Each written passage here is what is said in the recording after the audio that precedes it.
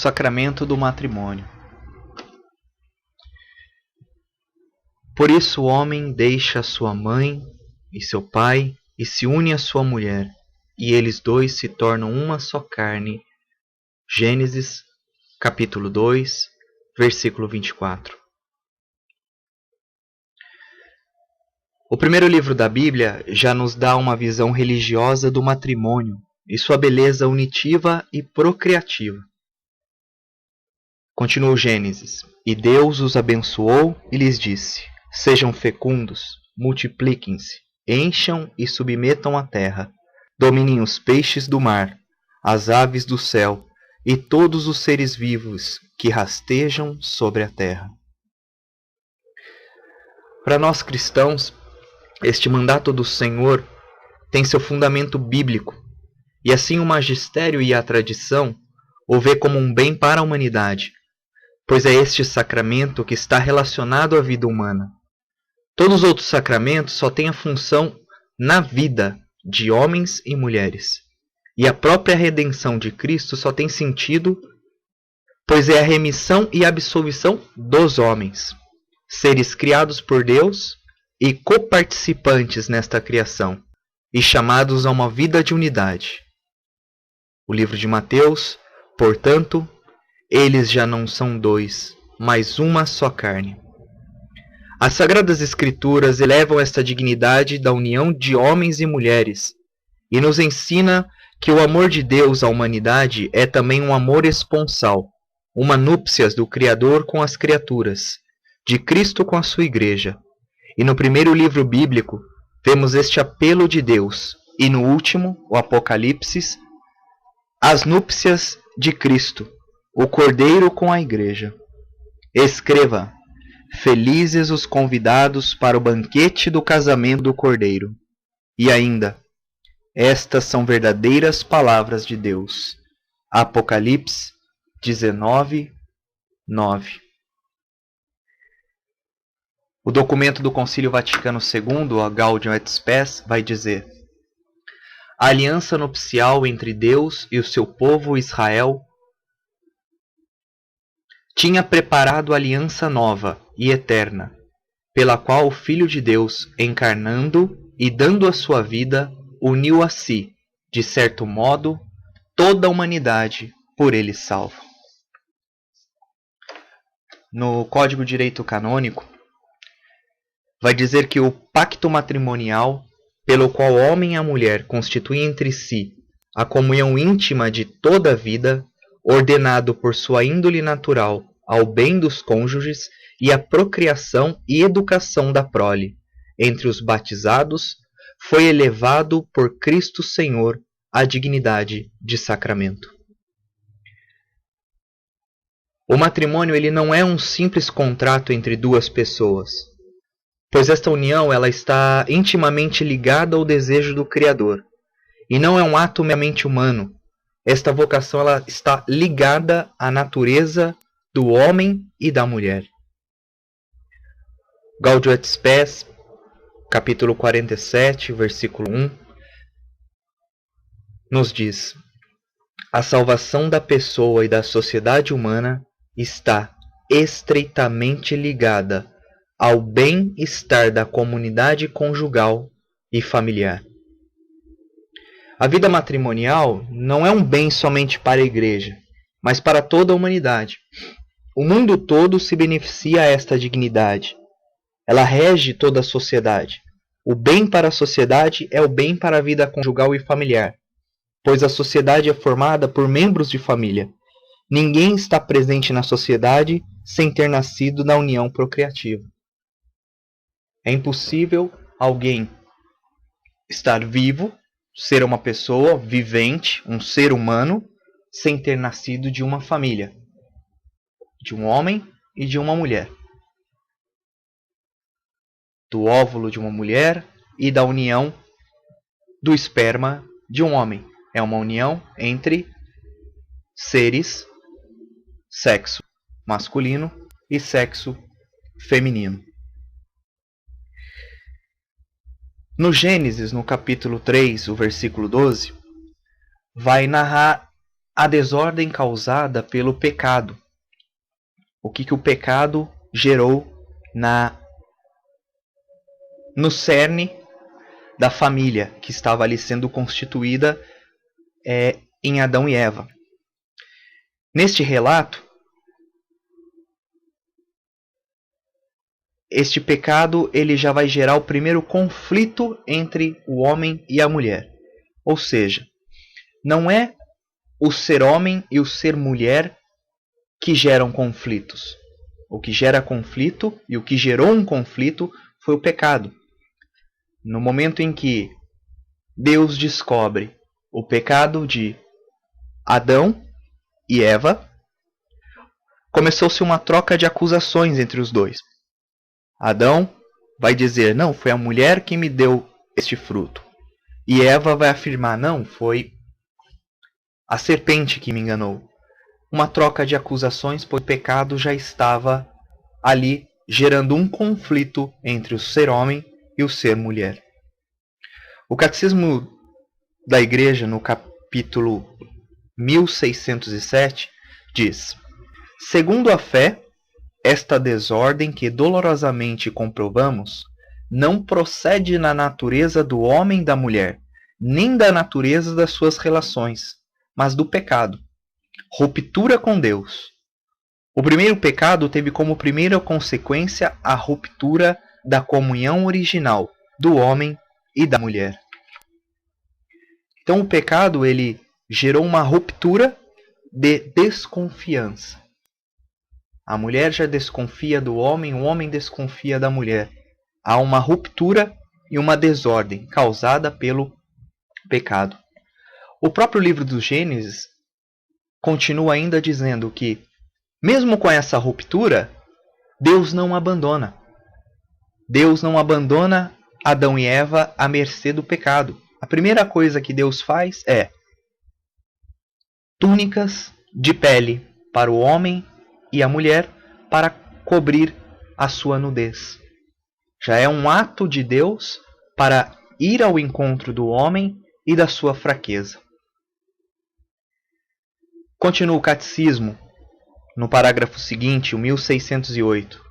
No entanto, a ordem da criação subsiste, apesar de gravemente perturbada. Para curar as feridas do pecado, o homem e a mulher precisam da ajuda da graça, que Deus, na sua misericórdia infinita, nunca lhes recusou. Sem esta ajuda, o homem e a mulher não podem chegar a realizar a união de suas vidas para a qual Deus os criou no princípio. Ou seja, esta via unitiva entre homem e mulher só pode ser sustentada pela graça, pela ação de Deus que cobre com as vestes, cobre com a sua graça, cobre com o seu amor. E o casamento, mandato de Deus, agora ele torna um remédio para vencer o egoísmo, a busca de si mesmo que o pecado gerou em Adão e Eva. O pecado ele gerou esse conflito, este egoísmo, este orgulho de querer ser melhor, maior, de não querer ter uma vida em comum união. Então o casamento ele é um remédio para este mal causado pelo pecado. Ele vai tirar a centralização, o egocentrismo, porque você passa a dividir uma vida, passa a dividir tudo com um outro ser que passa a ser um contigo. Nas bodas de Caná, nós vemos o grande manifestação, a primeira manifestação de Cristo. E neste anúncio da manifestação de Cristo se dá dentro de uma bodas, de uma festa de casamento. E não deixa de ser uma confirmação da bondade do matrimônio. O anúncio que o matrimônio seria um sinal eficaz da presença de Cristo. A manifestação de Cristo naquelas bodas, para que o casal não passasse vergonha por não ter o vinho para a festa, para dar aos seus convidados. Jesus, ele realiza este milagre, mostrando que a sua presença à vida matrimonial é uma alegria. Quando os fariseus vão questionar Jesus, nós vamos ler em Mateus sobre o divórcio. Jesus, ele é muito duro quando ele vai falar para eles e muito correto. Eles tentaram pegar Jesus de uma forma que o fizesse cair em contradição em relação ao Antigo Testamento. No livro de Mateus, capítulo 19, o versículo de 3 a 9, nós lemos assim: Alguns fariseus se aproximaram de Jesus e perguntaram para o tentar: É permitido ao homem divorciar-se de sua mulher por qualquer motivo? Jesus respondeu: Vocês nunca leram que o Criador, desde o início, os fez homem e mulher? E que ele disse: Por isso, o homem deixará seu pai e sua mãe e se unirá à sua mulher, e os dois serão uma só carne? Portanto, eles já não são dois, mas uma só carne. Portanto, o que Deus uniu, o homem não deve separar. Os fariseus perguntaram: Então como é que Moisés mandou dar certidão de divórcio ao despedir a mulher? Jesus respondeu: Moisés permitiu o divórcio porque vocês são duros de coração. Mas não foi assim desde o início. Eu por isso digo a vocês: quem se divorciar de sua mulher a não ser em caso de fornicação e casar-se com outra, comete adultério.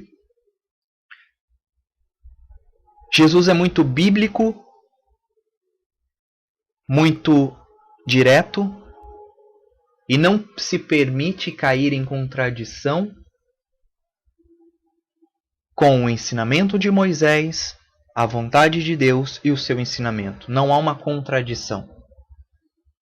A moral do Antigo Testamento ainda não era uma moral correta. Ela estava ainda se modelando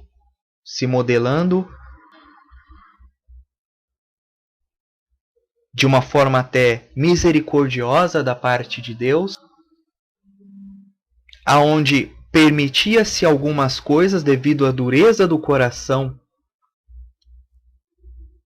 dos judeus, dos fariseus, que interpretavam tudo ao pé da letra e tentavam de todas as formas até utilizarem a própria letra em seu favor, então transformando às vezes a lei à sua necessidade e não vendo a lei para a sua felicidade. Então ele transformava a lei à sua necessidade, tentando assim fazer com que a lei estivesse a seu serviço e não a pessoa a serviço da lei. Então eles tentavam sempre maquinar a lei e utilizar para uma coisa ou para outra em benefício próprio. O Catecismo, no parágrafo 1615, vai nos falar desta passagem. No entanto, Jesus não impôs aos esposos um fardo impossível de levar e pesado demais, mas mais pesado que a lei de Moisés. Tendo vindo restabelecer a ordem original da criação, perturbada pelo pecado, ele próprio dá força e a graça de viver o matrimônio na dimensão nova do reino de Deus. É seguindo a Cristo na renúncia a si próprios e tomando a sua cruz que os esposos poderão compreender o sentido original do matrimônio e vivê-lo com a ajuda de Cristo. Esta graça do matrimônio cristão é fruto da cruz de Cristo, fonte de toda a vida cristã. Quando o Senhor disse, não foi assim desde o princípio, ao fariseu, Ele estava falando claramente da ordem original das coisas, antes do pecado. Não foi assim que Deus sonhou, que Deus quis desde o princípio. E agora, depois do pecado, o homem, tendencionando ao seu egoísmo, a viver unicamente a favor de si mesmo, é pela graça de Cristo, pela graça da cruz, que ele pode viver um matrimônio santamente, não olhando para si mesmo, mas doando-se a sua esposa, ou a esposa não olhando para si mesmo, doando para seu esposo. A graça de Cristo é Deus quem faz uma veste e reveste os esposos, reveste o casal para que eles possam, pela cruz de Cristo, viver mutualmente um para os outros. Este é um amor esponsal de Cristo. E este amor esponsal de Cristo dos esposos é um amor também de Cristo para com a igreja. Jesus, ele ama a sua igreja, ele dá a sua própria vida para a igreja, ele é a vida da igreja. Continua o catecismo. Toda a vida cristã tem a marca do amor esponsal entre Cristo e a igreja. Já o batismo, entrada no povo de Deus, é um mistério nupcial. É, por assim dizer, o banho de núpcias que procede o banquete das bodas, a Eucaristia. O matrimônio cristão, por sua vez, torna-se sinal eficaz, sacramento da aliança de Cristo com a igreja. A igreja, ela é a esposa de Cristo, ela é a esposa do Cordeiro. Os sacramentos todos tendencionam para a grande núpcias, a núpcias do Apocalipse. Jesus que vem buscar a sua esposa. Jesus que vem salvar. Jesus que vem levar ao seu convívio, levar para viver de si. O batismo, vai dizer o catecismo, é um anúncio deste amor esponsal, o banho das núpcias. Assim como os noivos, antes do momento das núpcias, antes da coabitação, banhavam-se para contrair o matrimônio, festejar as bodas, o grande banquete das bodas, que para nós é a Eucaristia, as bodas do Cordeiro. O matrimônio, ele é totalmente focado neste amor de Deus ao homem, do homem a Deus. O amor de Deus à sua igreja, o amor da igreja a Deus. O amor nupcial, o amor de matrimônio entre Deus e a igreja.